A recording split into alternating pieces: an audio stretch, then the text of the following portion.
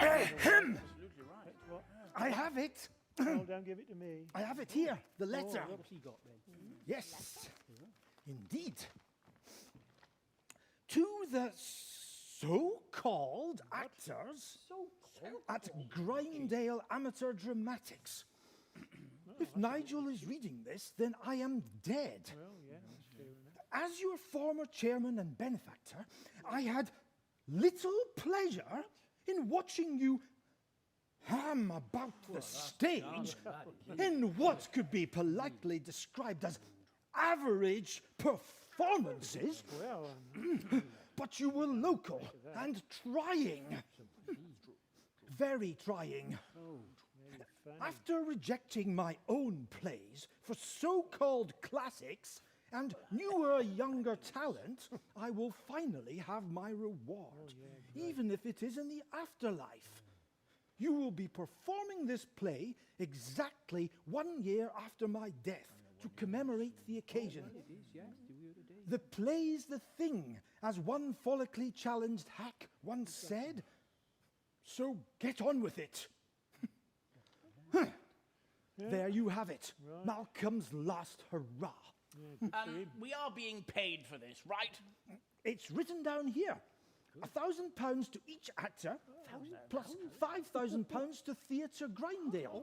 Good. Yeah, well done. It also says there has to be continuous shot and no editing. As Malcolm's put it, all the mistakes and laughable line forgetting there for all to see. It has to be on the internet by midnight tonight. Well, the self-serving git. And if anybody insults me, all bets are off. So do shut up, Brian. Ready, people? Oh, yeah. I hope you've learnt your lines. Break a leg.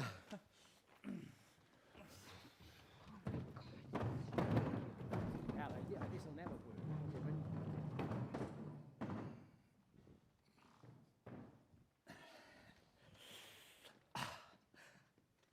Dear Mr. Carmichael, we are only too pleased to be performing Malcolm's play today. I will be reading stage directions because, for obvious reasons, we have been unable to rehearse together. As agreed, the play will be uploaded onto YouTube for all to see this evening. This section will be removed. So, introductions. Melissa? I am Melissa Davies, and I will be playing Lady Melissa Willoughby, the hoary wife. Brian? I'm Brian Denhelm, and I will be playing Brian, the alcoholic boyfriend. Ian? Ian Greenslade, and I shall be playing Lord Ian Willoughby, the useless husband. And Derek. Derek! Oh, sorry. I'm Derek Barnes, and I will be playing the part of Derek, the deaf old clueless policeman, and Edgar the landlord. Good. Now, without further ado, ladies and gentlemen, may I present Malcolm Henry's The Lies We Tell.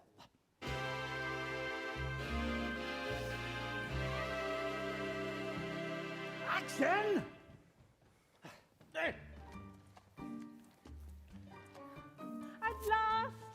At last we are alone. Oh, Brian, hold me like you have never held me before.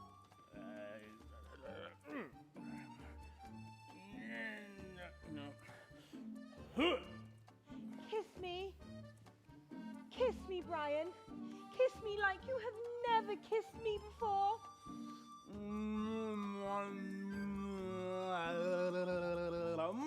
Melissa, your lips taste of strawberries and cream. Oh, and yours? They taste of sweet wine.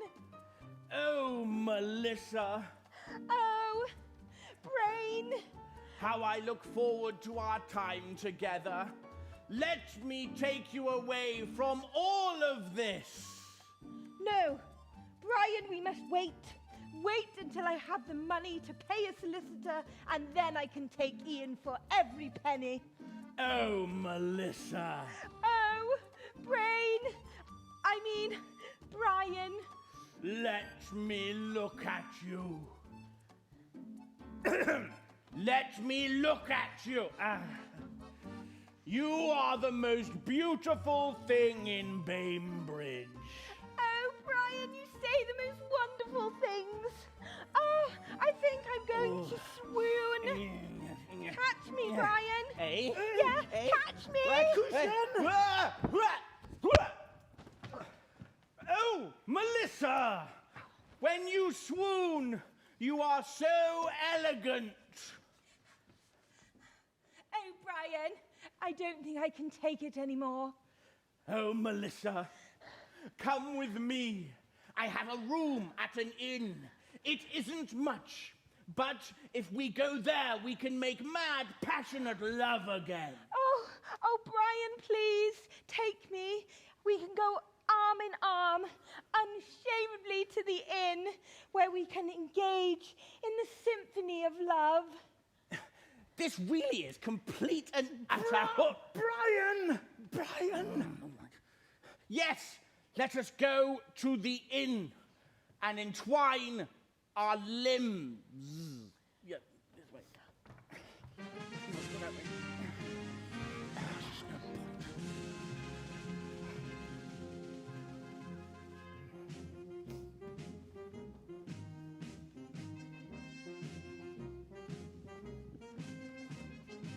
Good evening,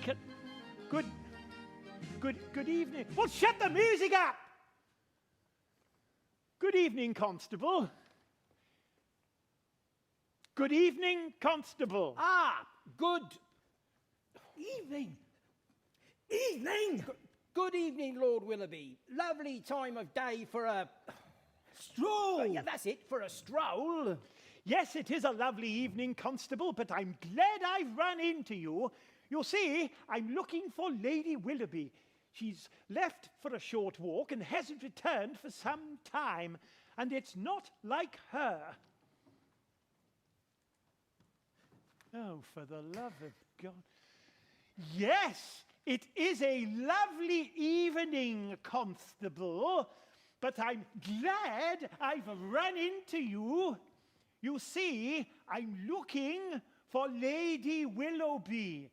She left for a short walk and hasn't returned for some time, and it's not like her. There's no need to shout, Ian. Oh, dear. Perhaps she's got lost in the woods. Many do, even when they think they know the way. Yes, that's what I was thinking. She's new to the area and could lose her way in unfamiliar territory. I shall round Up! yes.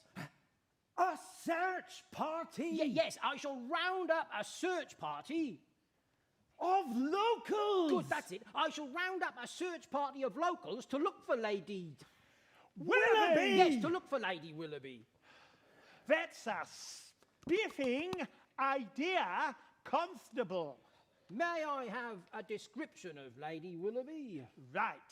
She has long brown wavy hair, sparkling blue eyes, quite tall, wearing khaki walking trousers with a blue sweater and a green walking jacket over the top.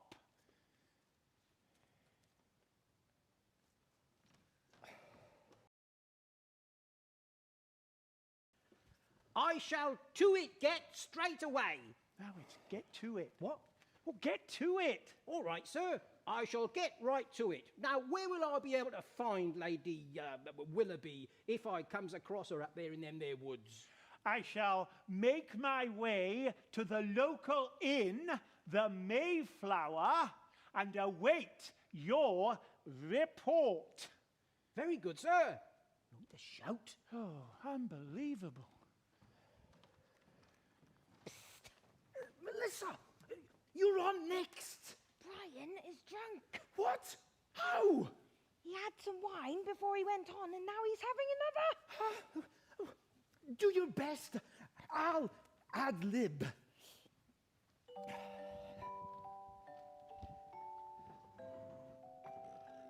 I am that merry wanderer of the night.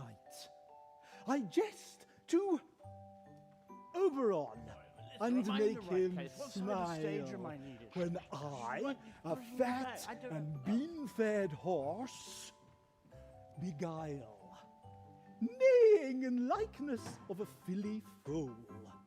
Sometime lurk I in a gossip's bowl, in very likeness of a roasted I'm very crab. sorry. I just ended up needing a And little when she siesta before we drinks, started. I'm really against her sorry. lips I bob, I don't really know where I'm... and Hold on her withered I'm dewlap not really sure. pour Oh, gosh.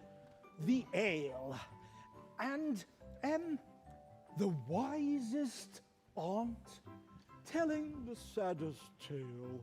Sometime for 3-foot stool mistaketh me, Melissa. then slip I Now from where's her she bum, she's down topples she, I don't and know. Taylor cries, and falls into a cough.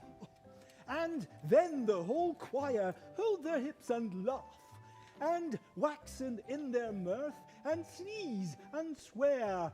A merrier hour was never wasted there. But room, fairy, here comes Brian. I said, here comes Brian.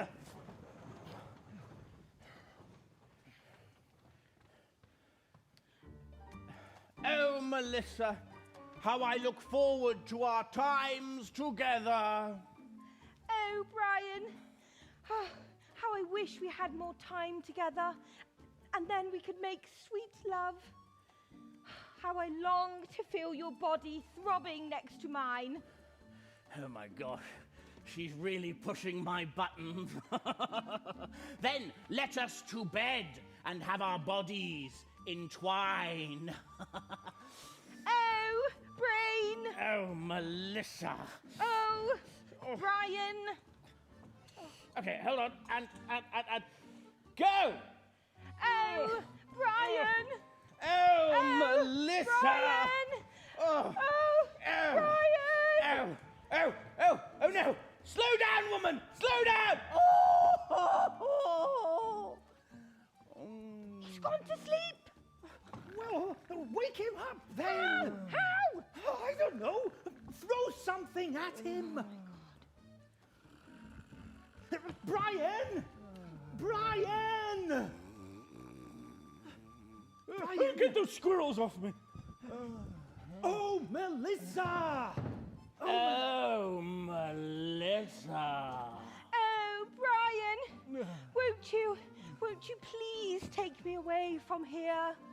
Take me to a place that I have never been. Or like Poland. What? Oh.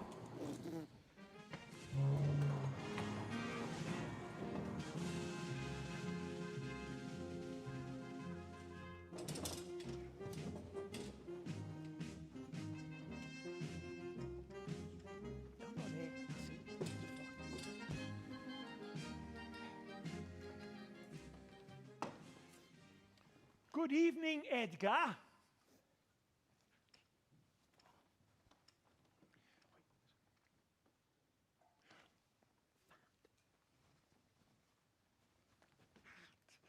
Take the helmet off, Derek! Why didn't you say? Evening, Squire. Pint of the usual. Yes, please, my good man. Not many in tonight. Aye, my lord, Tuesday's usually a quiet one. Why are you shouting? What? Well, why are you shouting? Why are you shouting? I've got it in. Oh, well, thank God for that. Not like you to be out in the week, Squire. Anything wrong? Oh, it's the Lady Willoughby. She's gone a walkabout, don't you know? Well, that's interesting. Are you all right, old man? Oh, yes, just having a moment. Yes, Dash Philly went off for a trot and hasn't come back. Soon got the constabulary on it, though. Have her back in her stable where she belongs, eh, Edgar? I say, what on earth is going on up there? What do you mean, my lord? Well, that terrific noise. What noise? Well, that noise. Can't say as I noticed anything. Well, that noise. Woodworm. Woodworm my backside. I know the sound of a rumpy pumpy when I hear it, old chap. So who've you got upstairs then, my good man? Oh, no one. No one? Well, except that couple that come in earlier. Edgar, is there something you're not telling me? In what sense do you mean not telling, my lord?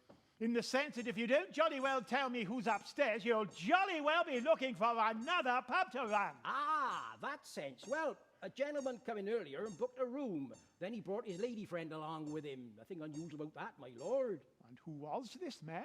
Oh, let me see. Brian! Edgar? Mr. Johnson. Mr. Johnston? Not Brian, secretary of the golf club, plays off a very fine six handicap, but a bit of a bandit, if you ask me, recently divorced eligible man about town. Johnston? That's the one. And the lady friend? Oh, seem familiar. No, Lady Willoughby. Keep the noise down. Edgar? Well, seem very much like Lady Willoughby, sir. Get look, Edgar! I shall have his hide for this, the absolute bounder!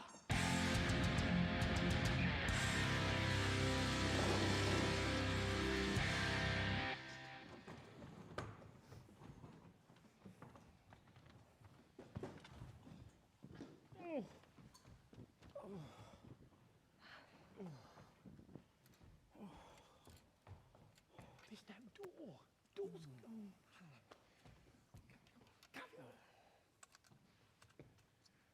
Open this. Open this door at once, you utter rotters. Oh, it's my husband, Lord Willoughby. Yes, well, there you go. Brian? Oh, you know, this is the biggest pile of horse manure I've ever. That Malcolm was a complete. Brian! Breen! Oh, You can't even get my name right.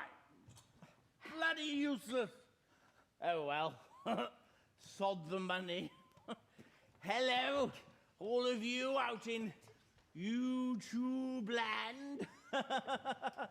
I am Brian Denholm, and you are watching complete and utter drivel.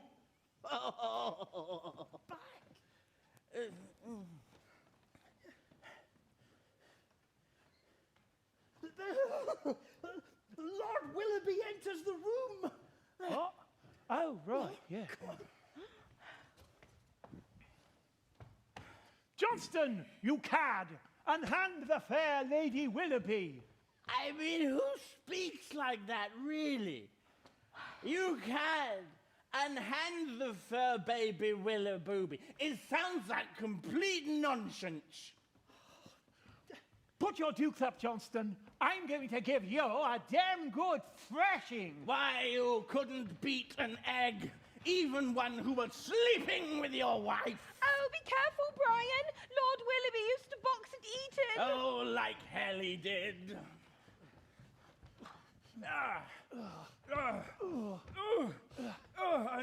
No, this is too much for me. I'm sorry, hold on. Carry on. Oh, Dash! He caught me one. Oh, my heart. Die, you wimp. The Willoughby course has struck again. Ow! Oh, Ian, I never meant for it to come to this. What's going on here then? Oh, Constable, save him. Never fear, my lady. I have first aid experience.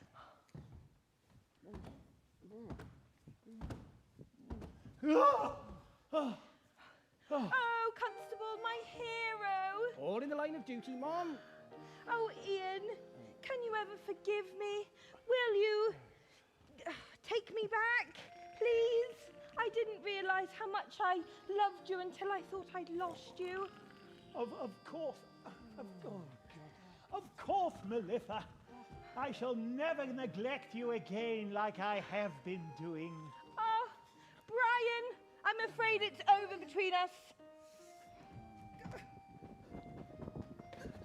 What? 2 meters! 2 meters! Oh, 2 meters!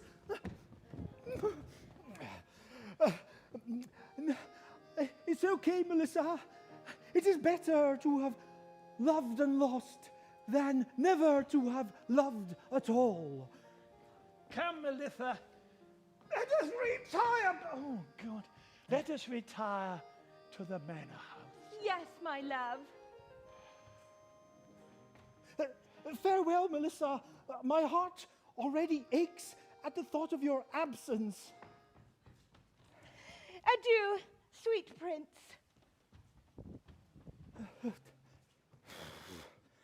The end. Thank God. Right.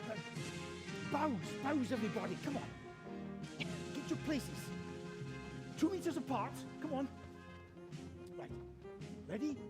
And bow. And bow. And final time, bow. Right. Go. 5 grand blown right there.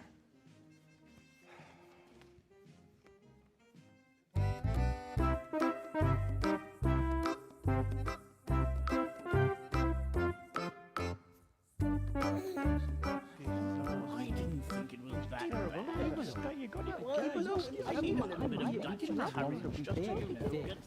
Look out, he's back again.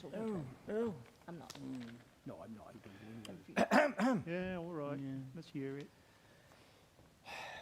Dear all at Theatre Grimedale, That's us. having seen your video on YouTube and consulted with my colleagues, I cannot, in all conscience, release the funds allocated to you in Malcolm Henry's will. After all that.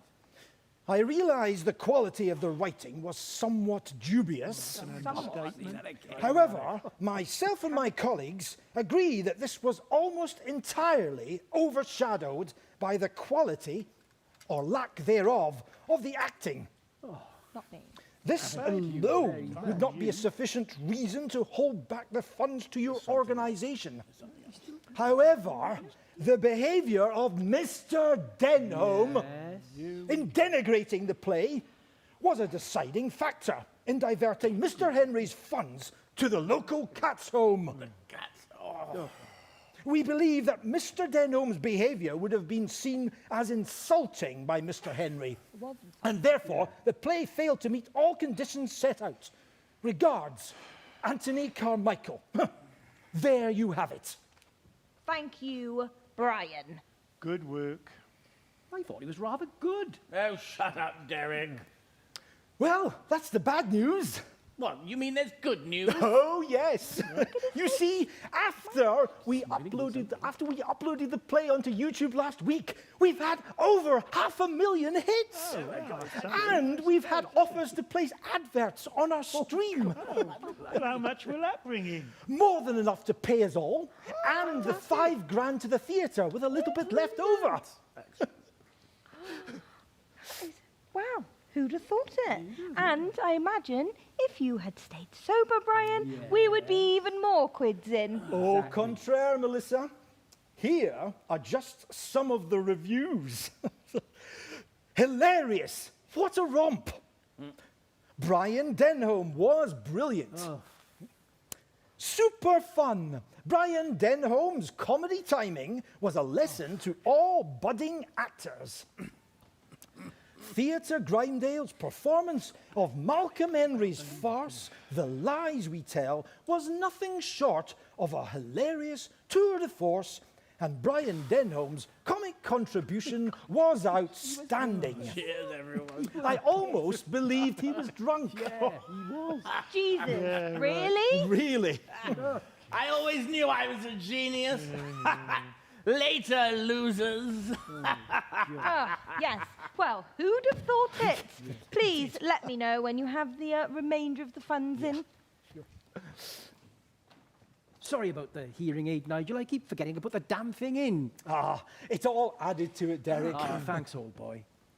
You know, Denham is going to be unlivable with for the next year.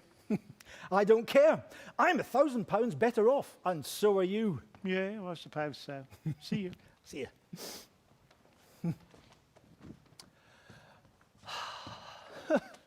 Thanks, Malcolm. Worst play I ever directed. You'd have loved social distancing because you hated everybody.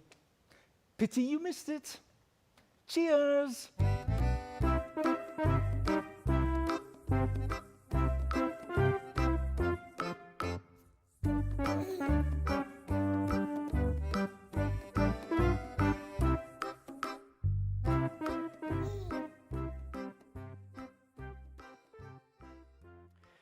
Well, that was The Lies We Tell, written by Ross Salvage, and we're fortunate enough to have Ross with us here this evening. Evening. Welcome. Thanks for submitting your play to us. What prompted you to submit the play to the New Writing Festival? Well, lots of writers have lots of opportunities. These days we're quite fortunate. There are lots of access ways into writing for theatre or film, short films and things like that. But obviously I have a previous relationship with Theatre Adhoc, as they've already did a radio play of mine called Tier 5. So for me, being a local writer with a local theatre group, it was a no-brainer really. It's sort of, I know the people, or some of the people that are involved in the theatre group. So I thought, well, you know, this is my local theatre group, really, to me especially.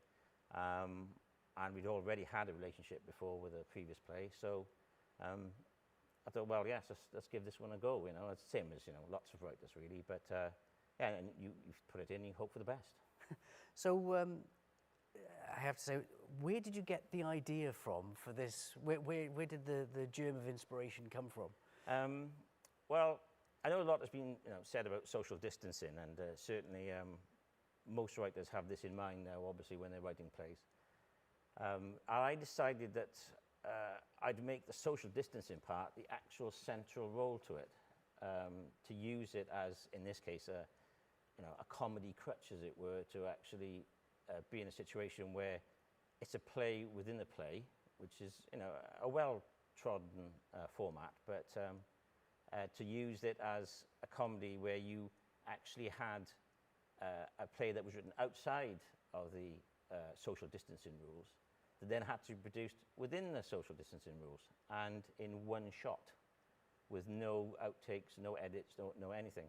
And yeah, it sort of, it became, I've been watching, you know, a lot of comedy on stage, and I don't usually write complete comedy, which is unusual for me. Usually it has some sort of dark twist. But this one I thought to myself, well, in these times at this moment, perhaps it might be nice just to write a straight comedy farce, because I think perhaps at this moment in time, people need that kind of thing. You need the shade as well, the dark stuff, but for me, for once, I decided I would write just a straight comedy farce with, hopefully, laughs incorporated. Wasn't based on any particular amateur dramatic society that you can think of? I can't say at this moment in time. That's fair enough, that's fair enough. With that in mind, because obviously the situation that we're in with the social distancing, how did you kind of work that into it? I mean, what was your thought process when you were writing it and structuring it and putting it together? Well, really, I just wrote a list in some ways of all the things you can't do. You can't kiss, you can't dance, you can't have a fight. All of these things that actually do happen in the play itself, you can't actually do anymore. So to write a list of things you can't do, and then make sure those are all in the play, because therefore that's hopefully where the comedy comes, in that you have to act those at a social distance. So you've got physical comedy involved in it, and really from the physical process. And the first thing I actually thought of, which is crazy in some ways, was there's a scene in there with CPR, and I've done a few first aid courses in my time, and obviously a first CPR is very hands-on. So somebody doing CPR 2 meters away from the body that's supposed to be actually being sort of medicated to is, so that was the first thing that came to my mind for some reason, and everything sort of went from there. Well, you can't do that, you can't do that, you can't do that. So all the things you can't do within this sort of social distancing situation. Because obviously, sort of directing it, that you do have to kind of think outside of the box. And I'm assuming, did the limitations of the things that you can't do force you to think in a slightly different way, or to write in a slightly different way? I think for a writer, the worst thing in the world is the blank page. You just have it in front of you and you think, what am I going to do? But the way this has gone about now, the limitations, you often have limitations, whether it be number of actors, whether it be time limitation, whether you're writing for a youth or seniors, whatever limitations that come across. So the social distancing was almost a way in to look at, a way in to make something that is, funny, hopefully, and sort of help my thinking of, well, you've got an unusual situation at the moment, let's use it to comic effect. Because I think at the moment we probably need a bit of a laugh, if I'm going to be honest. Yes, yeah. So how do you think theatre is coping at the moment? Well, it's not coping well generally. I mean, most people have seen all the press with theatres not opening at all, and actors losing their jobs, and well, beyond actors, and I think this idea of doing a live performance, number one, is brave, which brings the tension back into the theatre, because live performance is live performance, and it works so well because there's always a tension in it. There's that idea that there's no going back. We've started the ball rolling, and it's going on. So with Theatre Ad Hoc doing this, I think it's very brave to do it like that, because you could have come to the stage where you just record it, and therefore you could edit it. But of course, with the live performance, you can't do that. And to put on things like that, so the backroom staff, such as the green room events people, as well, and bring it into people's living rooms, because people love theatre. Theatres are packed. It's not just in London, in local theatres such as this. It's very popular. So people can't come in, so you've taken it to the people. So, and that's really tremendous, and very brave. And I mean, projects such as this, and hopefully more around the country, I mean, have to be praised, because they really are sort of, breaking down some barriers. People have been isolated and in all sorts of problems, and some people have suffered terribly, but it is nice to see that people like Theatre Ad Hoc are bringing something into living rooms which hopefully people will enjoy, and also putting themselves out. I mean, nobody is paid to do this. I'm not, you're not, whatever. It's all amateur. And nobody's been paid. It's just given of people's time to do it, and that can only be a good thing. Well, I just want to thank you for taking the time to write the play for us. I've thoroughly enjoyed directing it, and I know the actors had a real laugh actually rehearsing it and performing it. So thank you very much, and I'd like to thank you as well for taking the time to watch.